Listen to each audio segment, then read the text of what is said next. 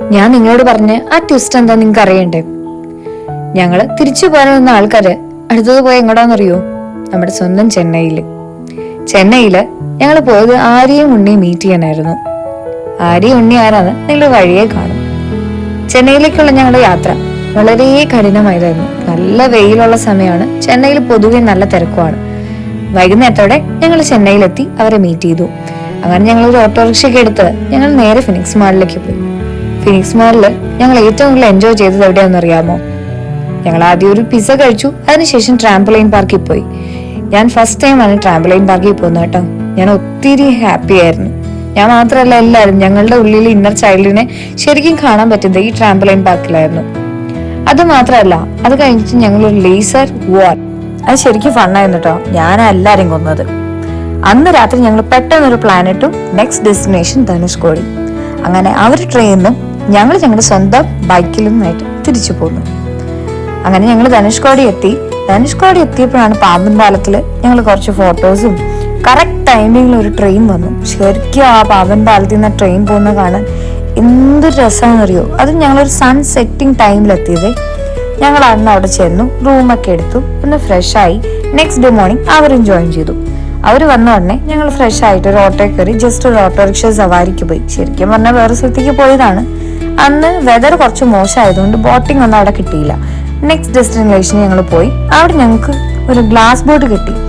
സത്യം പറഞ്ഞു കഴിഞ്ഞാൽ ആ ഗ്ലാസ് ബോട്ടിലൊന്നും കാണാൻ പറ്റില്ല. ബട്ട് ഞങ്ങൾ അവിടെ ശരിക്കും എൻജോയ് ചെയ്തു.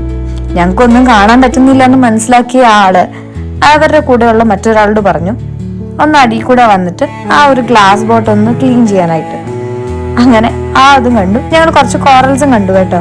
പിന്നെ അവർ പറഞ്ഞു തന്നു ഇവിടുന്ന് ശ്രീലങ്കയ്ക്ക് വളരെ അടുത്താണ്, ഏകദേശം ഒരു 15 കിലോമീറ്റർ ഉള്ളൂ. പക്ഷെ നമുക്ക് അങ്ങോട്ട് പോകാൻ പറ്റില്ല.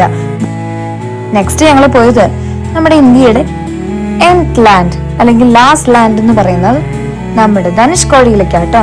ശരിക്കും ആ റോഡ് ഇങ്ങനെ കുറെ അങ്ങ് പോയി കഴിയുമ്പോൾ രണ്ട് സൈഡിലും കടൽ വരുമ്പോൾ കുറച്ച് പേടിയാവും. എങ്കിലും ഞങ്ങൾ പോയ സമയത്ത് കടൽ കുറച്ച് ഉള്ളിലേക്ക് മാറിയിരിക്കുകയായിരുന്നു.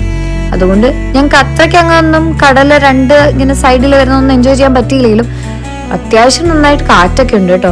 സൂക്ഷിച്ച് വണ്ടി ഓടിക്കണം. മണൽ കയറി കിടക്കുന്നതുകൊണ്ട് തന്നെ വണ്ടി സ്കിഡാവാൻ നല്ല ചാൻസ് ഉണ്ട്. അങ്ങോട്ട് പോകുന്ന സമയത്ത് സൈഡിൽ നല്ല ഫിഷിന്റെ സ്റ്റോൾ ഉണ്ട്. ഞാനും അരിയും വെജിറ്റേറിയൻ ആയതുകൊണ്ട് ഞങ്ങൾ വരുന്ന വഴി ഞങ്ങൾ ഫുഡ് വാങ്ങിയായിരുന്നു. അമലും ഉണ്ണിയും അവിടെ നിന്നാണ് ഫിഷ് കഴിച്ചത്. അങ്ങനെ ആ റോഡിൽ കുറച്ച് വീഡിയോസും അതുപോലെ ഫോട്ടോസും ഒക്കെ എടുത്ത് ഞങ്ങൾ ശരിക്കും എൻജോയ് ചെയ്തു. കടൽ നല്ല റഷ് ആയതുകൊണ്ട് തന്നെ ഞങ്ങൾക്ക് ഇറങ്ങാനൊന്നും അങ്ങനെ പറ്റിയില്ല. ആര്യ എന്ന് പറയുന്നത് എൻ്റെ ഒരു സിസ്റ്റർ ആട്ടോ. സിസ്റ്ററും എൻ്റെ ബെസ്റ്റ് ഫ്രണ്ടും ആയിരുന്നു. കലാക്ഷേത്രയില് ബസന്റ് അരുണ്ടയിൽ സ്കൂളില് ഞാനും ആര്യയും ഒരുമിച്ചായിരുന്നു, ഒരേ ഹോസ്റ്റലില്. അതുകൊണ്ട് തന്നെ ഞങ്ങൾക്ക് തമ്മിൽ നല്ല ബോണ്ടിങ് ആയിരുന്നു.